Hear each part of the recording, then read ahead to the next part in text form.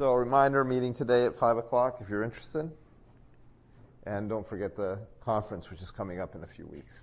Okay, so happy Valentine's Day. This is actually the last lecture before the first midterm, which you all know is on Wednesday. Question of day 5 was due today. We're going to go over the solution, so we'll get to see what, how to solve it. And I'll try to have it graded by late tonight. So you should get your output for question of day 5 tonight. Tomorrow is a usual lab. Be a good time to review for the exam, and it's just a regular lab. You're going to have 2 or 3 problems to work on with your partner. The first midterm is on Wednesday. So a couple of things about the midterm. Please don't be late. It's closed book, closed notes, no devices. That means no phones, no computers, all that stuff. You don't need a calculator. So you should just bring a pencil or a writing implement, your preferred writing implement. It's an old-fashioned paper exam. The way we do this is when you come, if you have like backpacks and stuff, just set them on down here in front. Please be sure to turn your phone off. It's inevitable that when we have backpacks in the front, somebody's phone goes off during the exam. So just turn the volume down. And then you will be handed an exam. The TAs will be here to help me. So we'll hand you an exam, and on the exam there will be a seat number, a row and seat number, and that's where you go to sit.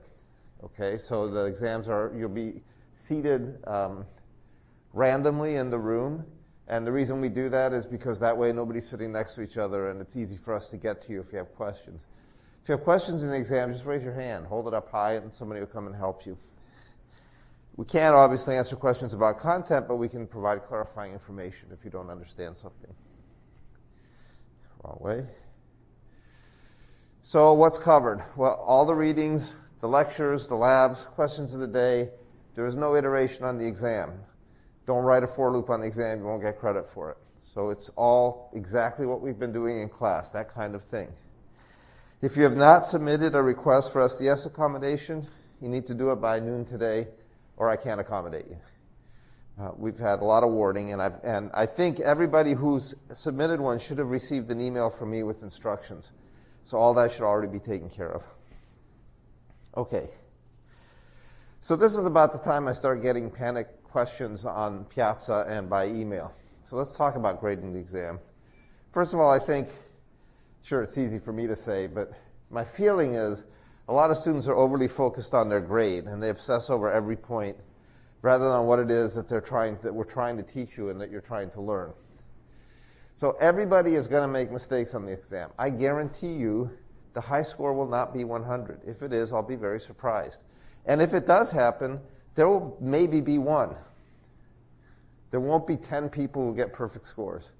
So stop judging yourself the way you may have been working in high school. You guys were all probably top of your class in high school. This just changes when you get to college. And to be frank, it doesn't really matter. I remember my first year in college, which was a long time ago. I was a music major then, and I was a pretty good student. And I remember getting a B on an exam, and it was the end of the world. And my music history TA, who was the person who gave me the B, said to me, he says, I'm probably doing you a favor, he says, because by getting the B, you realize that it's not all about the grade. And he was right, and I learned that lesson from him. He went on to be a professor at University of Arizona, and he's recently retired, and I'm still here. So it was a good lesson, and it's one I hope you will learn. It doesn't matter if you get the A. I mean, you may care about it and care deeply about it, and that's okay. But what's more important here, especially if you're CS majors, is that you get comfortable with the material and become facile with programming. So the fact that you miss questions on the exam is normal. It's not a cause for concern. It's not the end of the world. You should also remember that this class uses norm reference grading. So that's a fancy word for a curve. This is not the way you do curves in high school, though. We don't just scale grades. We look at the statistical distribution of grades, and we adjust this grading scheme to match the measured curve in the distribution of grades. You can refer to the norm reference grading page on the class website if you like. Your actual score on this one exam really doesn't matter all that much. And it almost certainly is better than you think. So when a student gets this back and they see they scored, say, 60% on the exam, oh my God, it's the end of the world, I'm getting a D. Well, 60% on the exam may well be a B minus. You don't know. Until you see the distribution, you can't know. It's very hard to write tests for this class. I have a hard time judging not just how hard a problem is, but how long it will take a student to do. And especially this year, as the first year we go to 50-minute exams. We used to have 1.5-hour exams in the evening. So we've gotten rid of those, and we've gotten to 50-minute exams, just 3 of them instead of 2 of them. And this was based on student feedback who would prefer this. So it may be that the exam is going to be too long. I don't know. I haven't written it yet. It may be too much for 50 minutes. If that's the case, you should always work on the problems you feel like you have the best understanding of. Don't do them in order. Don't work your way through. Don't get stuck. Work each problem and optimize your way through the exam by doing the ones you think you can do first. Also remember, today is really the 12th lecture. So this midterm is really at the end of week 4. And we have a lot of weeks to go, right? It's a 15-week term, so we have 11 more weeks to go. You've already come a long way in understanding and writing code in ways that you probably hadn't done before. So give yourself a break. Let us not panic if your exam doesn't go as well as you think it should.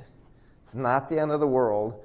And anxiety will keep you from actually addressing the problems that the exam highlights. So let's focus on learning the material. It'll be okay. All right, let's take a look at the question of the day and the sample problems for the exam. So today's question was word overlap. Takes 2 strings, W1 and W2, and returns an integer representing the percentage of letters appearing in both of those strings as measured with respect to the longer of the 2 words. So this is an example of how it works. Example for computer and science. There's 25. So we're sharing the C, we're sharing the E, and is that it? 1, 2? No, it's got to be one more. Oh, no, that's right. So we're sharing 2 letters, the C and the E. The longer word has 8 letters, so 2 out of 8 is 25%, and the answer is 25. Here for raisin mouth, there are no letters in common. Those are my favorite starting words for Wordle, if you're wondering. Gamma and lambda, the overlap here is 33 because they share an A and an M. They actually share 2 A's, but we're looking for a unique letter share. So there are 2 letters shared, and the longer word is 6 characters long. That's the lambda. So 2 out of 6 is 33%. It looks pretty simple. Now here's the thing I think a lot of people missed. So people seem to be going down garden paths because they're obsessed by the type of thing they're dealing with. Strings, sequences, you all seem more conversant with those than with other data types. So I see a lot of people going into trouble and saying, I need to be able to iterate over the words. I need to have a loop to go over the words. And I was writing constantly on Piazza, you don't need a loop. Here we don't care about the order of the letters. We don't really care at all. All we care about is the length of the words and how many letters are shared. So that should immediately suggest to you that if we don't care about ordering, we only worry about the collection aspect of this. And sequences are all about order. We don't care about the order. So the natural data structure here is the set. And in fact, it's natural because we can do intersections on sets. So here's my first attempt at a solution. Basically, I take the first word and the second word, convert them both to sets, and take intersection. That gives me a set that contains all the letters that are shared. In the case of gamma and lambda, it gives me a set of 2 elements, a character A and the character M, because those are strings of single length. And then the length of that set, because sets also have a length measurement, is 2. If I multiply that by 100 to get that percentage and divide it by the maximum length of the 2 words, I'm done. Except this returns a floating point number. And I asked you to return an integer. It also has a nasty corner case when the words, as pointed out by a classmate of yours on Piazza, when the words have no word, the empty word. Now this is a weird corner case because I told you I was going to give you 2 words, you were going to look for letters in common. And we don't in English necessarily think of words that have no length, right? This is not a word. But technically, the specification didn't say they couldn't be empty strings, so we'll account for that. So here's my first attempt at fixing it. Simple if first. It says if both of these are empty. Why both of them? Because the longer of the two, the length of the longer of the two becomes the denominator, and that's only a problem if the longer of the two is the empty string, which means the shorter of the two must also be the empty string. So if they're both empty strings, I'm just going to return 0. Now the choice of 0, it's a little bit arbitrary. Who's to say that the empty strings share 0% of their content? Maybe they share 100% of their content. And that is often a hallmark of a corner case. When the semantics, what is it this thing means, are ambiguous, you know, it's not a good corner case, the kind of corner case where maybe the specification is not specific enough. And it might be cause to seek some extra clarification. But in any case, this solves my problem. Essentially, I have the same definition as before, but I force it to be an integer, and it seems to work fine. Now let me just point out, though, there's a slightly more, I think, elegant solution in that I got all this trouble of computing a floating point value only to return it to an integer when I don't really need to do that. Let's just compute with integers. You're asked for an integer solution. Most of the inputs are lengths of things. Things don't have 3.5 elements in them. They have integer number of elements. So you can just come up with the integer solution. And the integer solution simply takes the integer division of the length of the intersection divided by the maximum length of the words. The difference is that I need to make sure that 100 gets done first. And I'm going to use parentheses here to clarify that that's the order of operations I want. Don't need the parentheses because I've put in left to right order 100 times this length. This will be computed first, followed by the integer division. But a couple of you, at least one student, posted me an email or a question on Piazza where they thought they had this right, but it didn't work. And that's because they waited to multiply by 100 until after the integer division. And I guarantee you, because the number of shared letters is always going to be less than the length of the longer word, that integer division will always be 0. So you got to move that multiplication ahead of the division so that you're going to have something after the integer division. Does everybody get that? So order of operations, we're used to thinking about them in algebra as being important because of the semantics of the thing you compute. Do I multiply first? Do I divide first? Do I add first? All those things change the answer. But in writing code, it's not just the semantics of what you compute. The order, because of things like integer division, can actually change the outcome. And so order of operations are really important, and that's why there's a slide that we talked about in class where I give you all the order of operations from most to least in precedence. And I urge you to do what I did here, which is, when in doubt, be explicit. Add this parentheses so it's clear I'll multiply that length of the overlapping set first. Questions? Now, I know we're all just learning to code pretty much, but I think in this case, this is an example where students who have prior coding experience are probably at a disadvantage. Because, to be frank, your gut tells you whenever we're doing something with two sequences, we're going to iterate. It's not necessarily so. So don't go with your gut if you've had prior experience programming.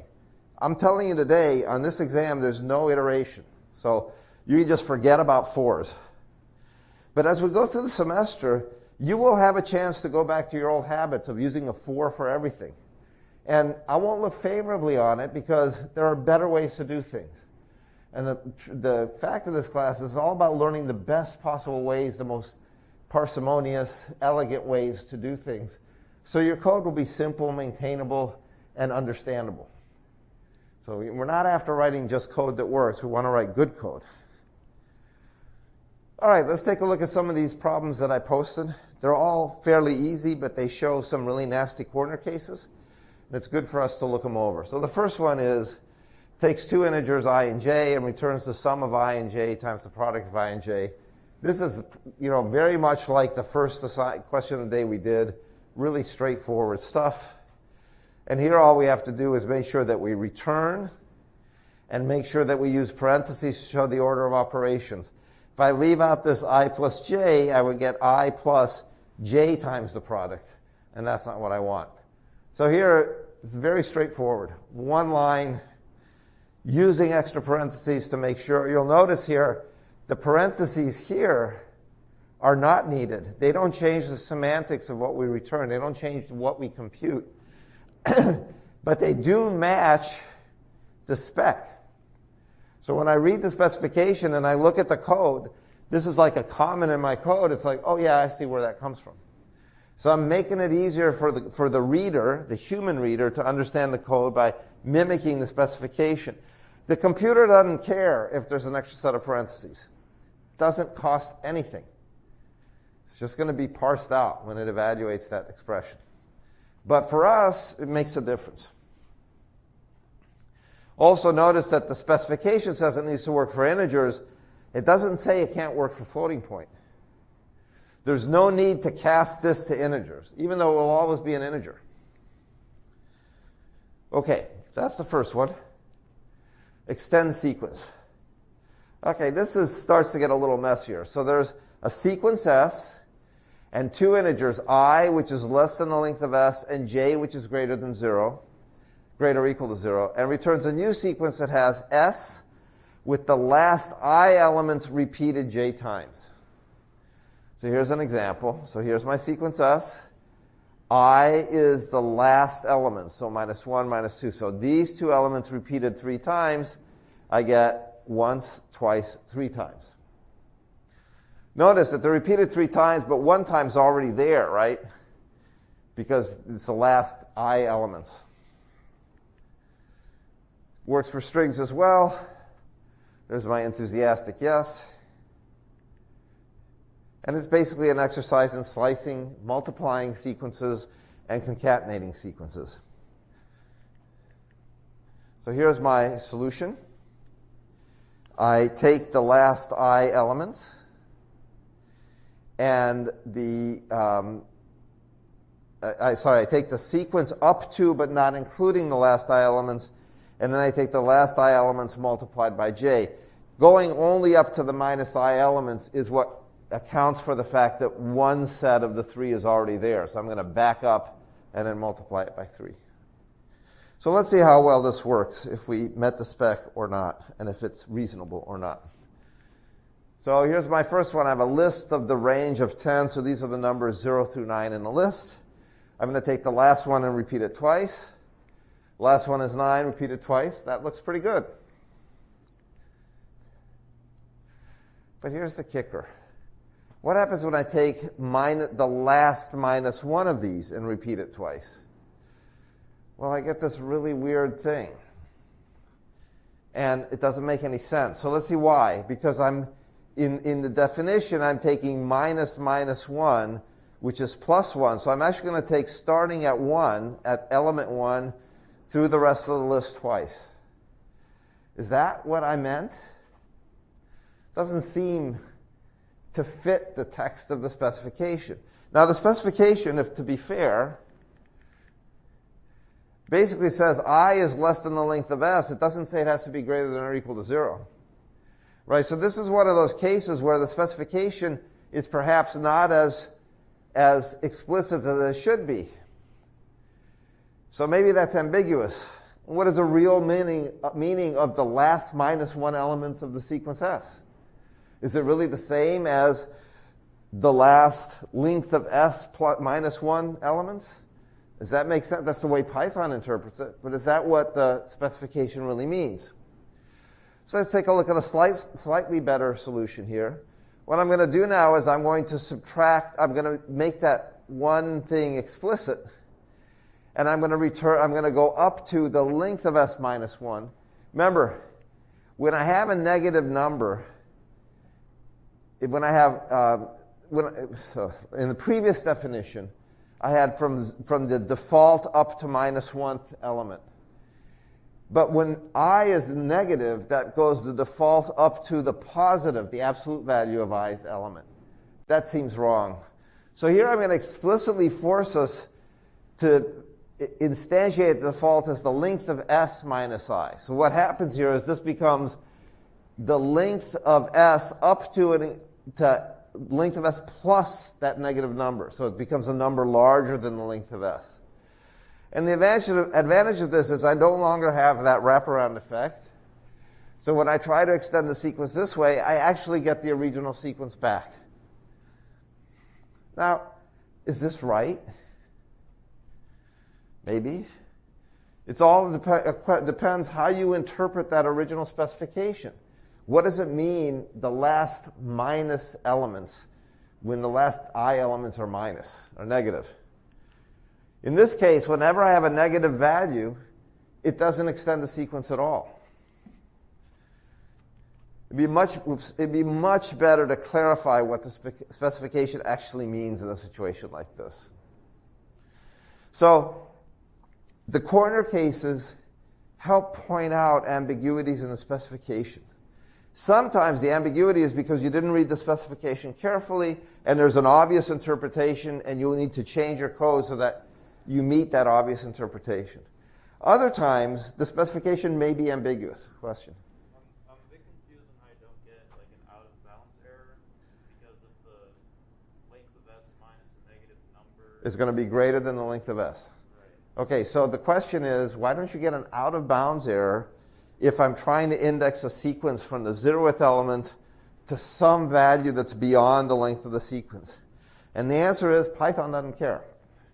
And this is not an array in C where you go out of bounds and you get somebody else's memory. Python limits, it says, from the 0th element all the way up to the 100th element, but I only have 9, so that's what you're going to get.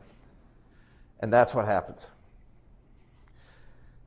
And that's great, but it also helps hide perhaps what's a misconception on the person who's implementing it, on the part of the person who's implementing the code. So it would be better in this situation to seek clarification. In an exam or on a homework, if you can't seek clarification, you make an assumption, like I did here, that it is better, for example, to just return the original sequence without extending it by minus character elements. But then if you do that, you need to comment and say, there's ambiguity in the specification. I chose this interpretation. Doesn't make your interpretation wrong. It makes it an interpretation. But at least you acknowledge that you made that decision. All right? Questions here? We'll have more of these, so we'll just take a look. SpliceEnds takes a sequence S and an integer I and returns a new sequence that has the last I elements of S spliced with S, spliced with the first I elements of S. So very directly, the last I elements of S, splice with S, splice with the first elements of S. So the last 3 elements of S, D, E, F, splice with S, A, B, C, D, E, F, splice with the first 3 elements of S. So here's a tuple of length 4, which is 0, 1, 2, 3. The last 2 elements, so this is the original tuple. The last 2 elements, splice with the tuple, splice with the first 2 elements. So things are looking good. But you might suspect, given what we had with the last problem, that the last I interpretation is a little hinky when I is less than 1. So, moreover, in this particular case, when I ask for the last 0 elements, I get another nasty corner case. I should have the original sequence. I should have the last 0 elements of the original sequence spliced with the original sequence, spliced with the first elements of the original sequence, which should yield to me, at least in my impression, the original sequence. But yet somehow I get twice that. So this is a bad corner case. We had a problem that was much like this in one of the questions of the day earlier in the term. And here's the way to think about this one. Here we have a default sort of interpretation of minus I. We assumed I is positive. And what helps us out here is if we use length of S minus I explicitly rather than just letting the minus I be subtracted from what we think of as a default value for that starting space. This now will give us the length of S minus I when I is 0 will yield the length of S, and we will get, did I not show you the, yeah, there it is. And we will get the original sequence that we intended. What happens when I get a negative number? I have that same tuple, which was 0, 1, 2, 3. Yeah, 0, 1, 2, 3. And it looks like I've spliced onto the end of it the first 3 elements, but nothing in front of it, which is a little bit weird because what's the interpretation of minus 1? It's the same issue as we had before. I can make one last try at it. By maxing I and 0, I ensure that I don't get a negative interpretation. And now it seems to work pretty well. The problem here is, like in the last problem, what is the appropriate semantics? When I say semantics, I mean somebody gives you a spec. Do you know exactly what it means? Or do you know what it means just for the most commonly imagined arguments? Positive I know what it means. 0, no idea. Minus I, no idea. The specification has to be unambiguous. If it's not, ask a question. So if there's a reasonable interpretation, check your corner cases. Try with values that are 0, or values that are greater than the length of S, or whatever it is that it takes to test those nooks and crannies of your definition. But when it's not obvious or not consistent or ambiguous, it's time to ask a question and say, hey, what does this really mean? Okay, eviscerate list. Now here you're told you may assume this and this. So this helps a lot, right? It makes the semantics clear. It's telling you, don't worry about those cases. It is not telling you, give an error on those situations. It's telling you, I will never call this function with those arguments that don't adhere to these limits. So the specification is like a contract. It tells you, write this function, takes a list and 2 integers. I will never call this function handing you a tuple. And I will never call this function with j equals to 3.14. It says a list and integers. You can count on that. And it modifies that list such that the j elements starting at the index location I are removed from L. So we're going to just remove a chunk of the list. We've seen this in a similar question of the day. I assign L to be a list of range 10, which means 0 through 9, 10 elements. Notice that the assignment returns nothing, but L now has this value. If I eviscerate list starting at element 6 and removing the next 2 elements, it returns 0, 1, 2, 3, 4, 5. 6 and 7 are gone. 8 and 9 remain. And L has changed accordingly. So it's very similar to the lab that we did in last week. It's really quite simple. I'm just going to say I through but not including I plus j, and I'm going to set that to the empty list. That alters L. It mutates L so that L now has those elements missing. And notice here that I is always going to be a legal index, and j is always going to be greater than 0. So we're always going to remove something. And this assumptions part tells me what corner cases I don't need to worry about. Okay, near anagram. A near anagram are 2 sequences, or character strings if you want to think of words, that share the same underlying characters or underlying elements, share the same length, but the pattern of those elements may be different. In other words, if there are repeated elements, the elements that are repeated may differ across the 2 words. So let's see if we give an example. 2 sequences, same length, made out of the same elements, but if they're repeated elements, they may be different. So here's my solution. I'm going to check that the length of S1 and the length of S2 is the same length, and that they are made out of elements that are the same. Now, when I say may differ in how many times each element occurs, if the sequences are 10 characters long, both 10 characters long, but they're made out of 7 characters, clearly 3 characters appear twice. And what a near anagram says in difference than a real anagram is that the 3 characters in S1 that are replicated may not be the same as the 3 characters in S2 that are replicated. But the fingerprints of S1 and S2, the unique set of characters that make up those sequences, remain the same. So this is a popular kind of exam question. I think I took this off last year's exam. It basically is a straightforward interpretation. I don't tell you to use sets. You should be thinking, when you get one of these problems, start thinking, what are the data structures we talked about in class? What have I read about? Strings, tuples, lists, ranges, sets, floats, integers, booleans. That's pretty much your vocabulary. Which one of those is the most appropriate interpretation? Okay, invert L takes a list L and modifies it. So again, whenever you see lists and modifies, you're going to make changes to the internal structure of that list. Those changes persist. In other words, L's definition has now changed. Can't do that with sequences. With tuples. Can't do that with strings, but you can do it with lists. And your first clue is if you see modify a list, don't be using concatenation. It will not end well.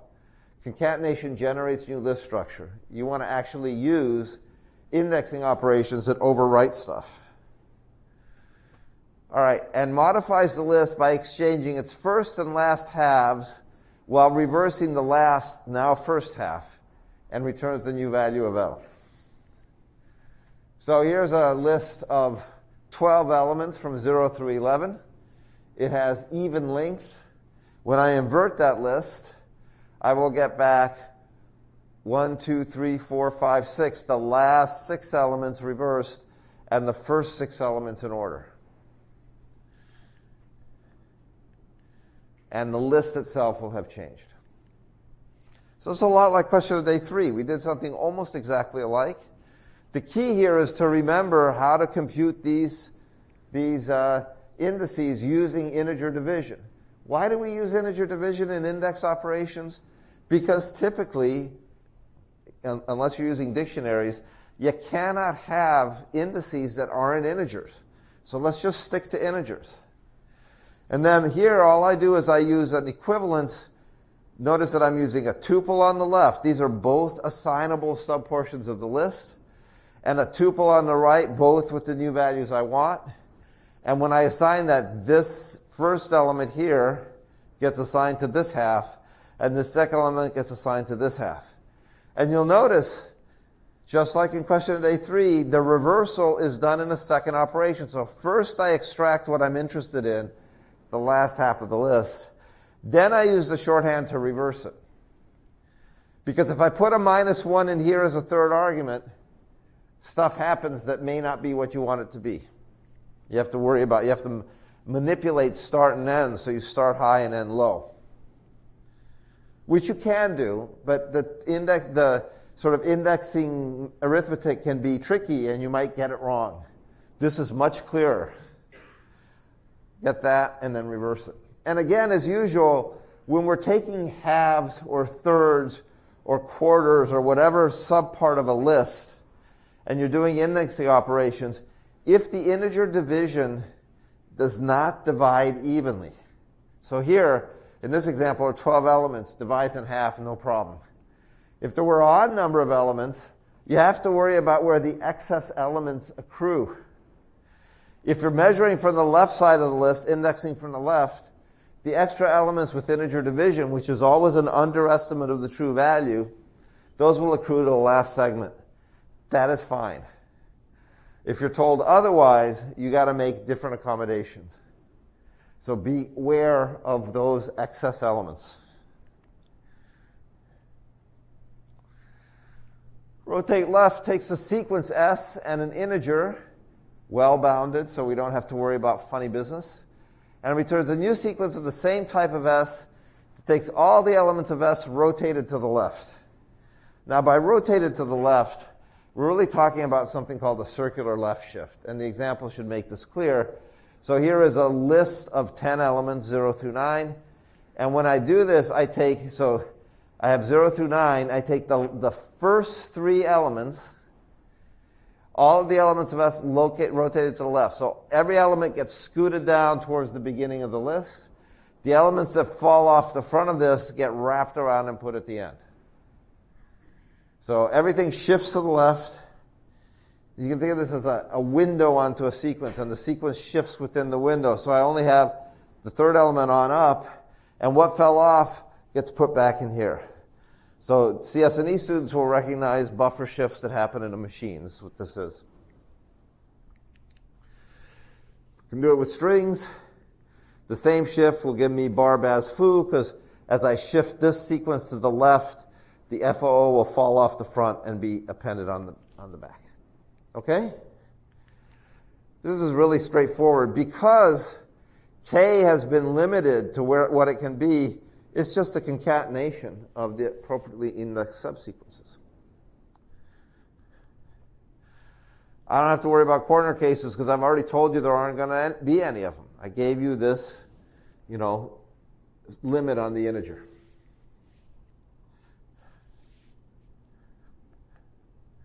Let's try it again. This time we're going to go the other way. So when I rotate to the right, I'm going to shift the sequence that way over to this side, which means the 9 and the 0 fall off the end here. Sorry, the 9 falls off the end here and gets added to the front. The original sequence was 0 through 9 inclusive. With this one, I'm going to shift it to the right, which brings baz in front. Now, this looks just like the previous problem. And I could sit here and just sort of implement it again with different indices, or I could do the obvious thing, which is define rotate right in terms of rotate left with a negative index. This is fine. Right? I've already given you a rotate left function. It does the right thing. And by the way, it does the right thing even for a negative k, even though I wasn't asked to do it for negative k. It actually works. So I'm just going to stick with what I know. Basically tell the guy who wrote the test, you already asked me that question, here's the answer again. There's nothing wrong with that. Just make sure that your interpretation is correct.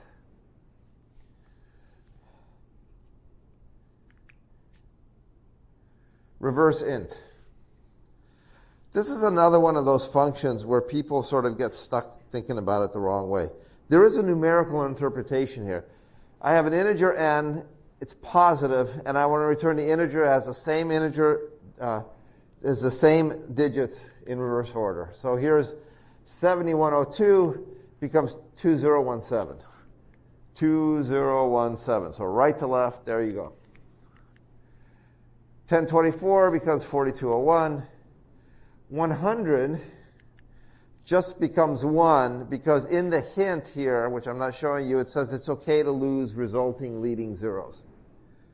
We don't use leading zeros in decimal representation, so it's okay if you lose them. Now, you're probably thinking back to when you did the stuff in grade school about the positions of the elements and taking, as you take the ones, turn them into the thousands. And you take the thousands, you turn that into the ones, and you do some division, integer division, and some multiplication by the place to recompute the integer. And all that would be great, except I think you were told you can't use iteration. So sometimes these problems involve looking at them just slightly differently. This problem has an obvious interpretation. If I simply take that number n, turn it into a string, which gives me 7102 as a string of characters, reverse that string, and then recast it to an integer. Right? So sometimes questions like this that seem wow, really involved, and where you might be reaching for iteration as your first guess, stop and think, is there an easier way to think of this problem that is just as straightforward? I'm told you to reverse the same digits. I didn't tell you to do it numerically. You can, but we haven't really talked about how to do that yet. In fact, the obvious way to do this numerically involves recursion, or at least iteration, but recursion is a little more elegant. We haven't done that. But I'm just asking you to turn the characters around and make it an integer again. Don't forget to turn it back into an integer, because you're asked to return an integer in reverse. Is that the last one? I think it is. Yep. Okay, so we have 10 minutes. Are there any questions? Yes, go ahead.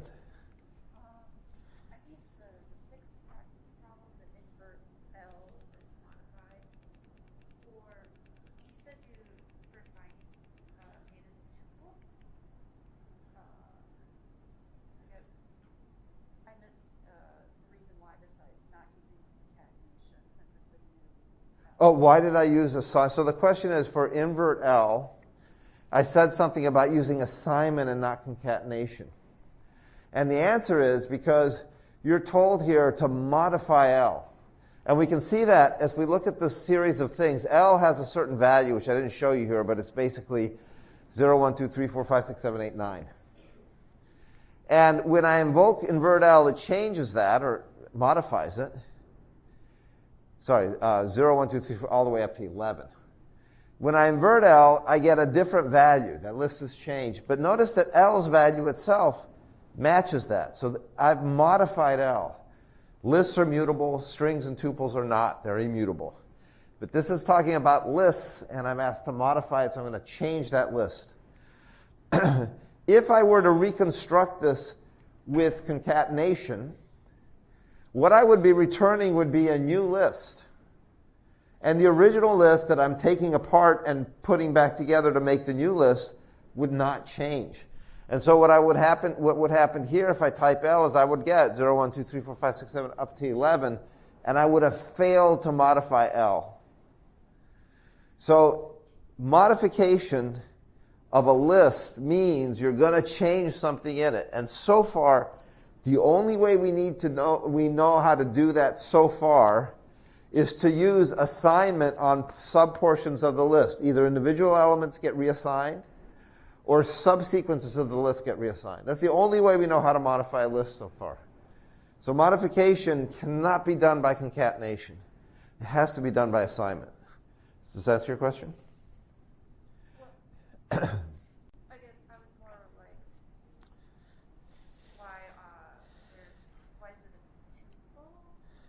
Oh, why is it a tuple? Okay, so the question is, this assignment is actually two assignments. I'm going to assign this part, which is the last part of the L reversed, to the first part of the L. And this part is the first part of the L assigned to the last part of the L. And you might want to do this in multiple steps, but if you do that, you're in trouble. Because if I first assign the last part of the list reversed to the first part, and then assign the first part to the last part, the first part will have changed by the time I get to the second assignment. So it's important that these two assignments occur contemporaneously. Hence, those tuple assignments, which are unusual in Python, they're not common in other languages, but it's an idiom in Python. They can be very useful because they are contemporaneous. Sometimes they're called parallel assignment. And if you're doing assignments in other languages, for those of you who've written other languages, you can't do this stuff. And so you actually need to do what's called a three-step swap. So it would take you 3 operations to do what we do in 1 in Python. Okay? Any other questions? A good question. Any other questions? Anybody else? You guys ready? You feel good about this? Yes, in the back. So if you have an odd length and the second half is longer than the first half, how can you squeeze, like, for instance, 4 values into where you had 3 values? That's a great question. And the answer is I can do it. Because I can even assign to a slice of take a list and say, take the third and fourth elements, that slice, and assign a 10-element slice to that slice. The list expands. So what you have to be careful about is that the the indexing may change, especially if the list is of odd size, and I'm actually taking the first, let's say I take the last half and assign it to the first half, and then I would take the first half and assign it to the last half. If the last half is longer than the first half, my indexing will have changed, and I'll have to add 1 to sort of get the right window. That's why contemporaneous assignment is so handy, because these indices are all before we start. If I do it in multiple steps, after the first step, the part of the list I want to move may have changed indices because the list may have expanded or at least shifted. And then I would have to calculate the new indices accordingly, and that's a mess. So the beauty of Python is that that list is really dynamic. You can add stuff anywhere you want to it, beginning, end, middle. You can make it expand, you can make it contract. We already saw an example of this in another problem today. Sorry, I'm going the wrong way. Nuts. What happened here?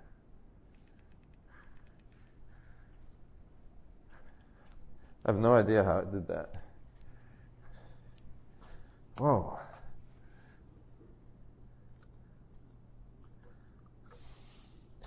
Please, come on.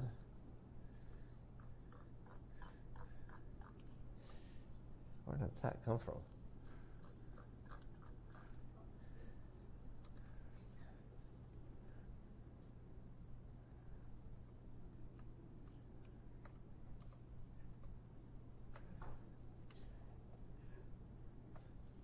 So to your question again about the list changing, we had this example here where I was going to take a list and sort of chop out the center part of it. And you'll notice I do that with assignment, and the list, which used to have 10 elements, now only has 8 elements in it. So we have no problem shortening the list by chopping stuff out, just like we have no problem lengthening the list by adding stuff in the middle. Does that help? Anybody else? Yes? For the format of the exam, is it going to be like multiple choice, short answer? No multiple choice. So there will be probably problems like this one, like these, simple problems that you just write the solution out. Of course, you won't have Python to test your stuff, so think carefully and just write out. Admit they're short. There will probably be, well, there'll surely be a problem where I give you a solution to a specification of a solution and I say it doesn't work. Tell me why it doesn't work. And that's actually a short answer in a sense. You maybe circle the thing that you think is wrong and you explain, well, you can't do this because concatenation doesn't modify the list, say, right? So it's a short answer. There will probably be some Python expressions, and I will ask you, what does this evaluate to? Those are kind of short answer, but you're playing Python, so it's just an evaluation problem. I guess you could say they're mostly short answer in terms of type. Anybody else? So I was going to go on, but it doesn't look like we're going to really have much time to talk about sequences, and you probably won't remember it anyway because you're thinking about the exam. So we'll pick that up on Friday. Don't forget, don't be late on Wednesday. Stuff in the front. We'll hand you an exam. We won't start distributing it until a few minutes before the start of class, though. So you can't come 10 minutes early and get a head start. So we'll see you then. Thank you.